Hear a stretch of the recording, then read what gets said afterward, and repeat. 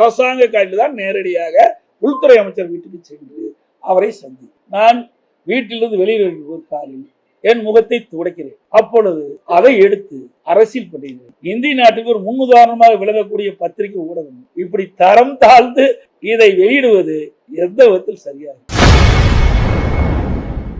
மத்திய அமைச்சர் அமித்ஷாவை சந்தித்துவிட்டு முகத்தை மூடி தான் வெளியே வந்துள்ளதாக வெளியான விமர்சனங்களுக்கு அதிமுக பொதுச் செயலாளர் எடப்பாடி பழனிசாமி அவர்கள் பதிலடி கொடுத்துள்ளார். தமிழ்நாடு இல்லத்தில் இருந்து அரசாங்கத்துக்கு சொந்தமான காரில் தான் நான் மாண்பு துணை ஜனாதிபதி சந்தித்து பேசினேன். பிறகு மரியாதைக்குரிய உள்துறை அமைச்சர்கள் இடைவெளியை சந்திக்கின்ற பொழுதும் நானும் என்னுடைய மூத்த கட்சியினரும் என்னுடைய காரிலே அரசாங்க காரில் தான் நேரடியாக உள்துறை அமைச்சர் வீட்டுக்கு சென்று அவரை சந்தித்தேன்.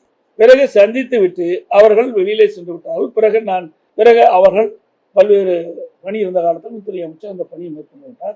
நான் வீட்டிலிருந்து வெளியில் ஒரு காரில் என் முகத்தை துடைக்கிறேன். அப்பொழுது அதை எடுத்து அரசியல் பண்ணுகிறேன். வெக்கமாகவும் வேதனையாகவும் தமிழ்நாட்டிலே ஊடகம் பத்திரிகையும் இந்திய நாட்டுக்கு ஒரு முன்னுதாரணமாக விளங்கக்கூடிய பத்திரிகை ஊடகம் இப்படி தரம் தாழ்ந்து இதை வெளியிடுவது எந்த விதத்தில் சரியாக?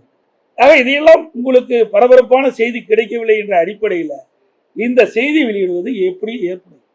இது உண்மையிலே வருத்தத்துக்குரியது. ஊடகத்துக்கும் பத்திரிகைகளுக்கும் என்று ஒரு நடுநிலையோடு செயல்படும். ஒரு தலைவரை வேண்டுமென்றே ஒரு கட்சியுடைய பொதுச் செயலாளரை திட்டமிட்டு இதை அவதூறாக செய்தி வெளியிடுவது சரியில்லை என்பதை மட்டும் நீங்கள் உணர வேண்டும். இன்னும் சொல்ல போனா நான் சொல்லக்கூடாது, வருத்தத்தோட சொல்றேன்.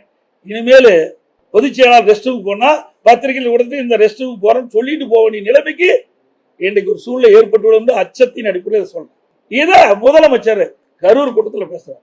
எடப்பாடி பழனிசாமி முகத்தை மறைத்து கொண்டு வெளியிலே செல்வதற்கு என்ன காரணம்? நான் தான் பகிரங்கமாக உள்ள போனேன்ல, செய்தியை வெளியிட்டு விட்டு மாண்பு உள்துறை அமைச்சரை இந்த நேரத்தில் இந்த தேதியில் போய் பார்க்கிறேன் என்று செய்தி வெளியிட்டு எல்லா ஊடகத்திலையும் அந்த காட்சி வந்தது. நான் கார்ல போற காட்சி வந்தது சொல்லிட்டு தானே போனேன்.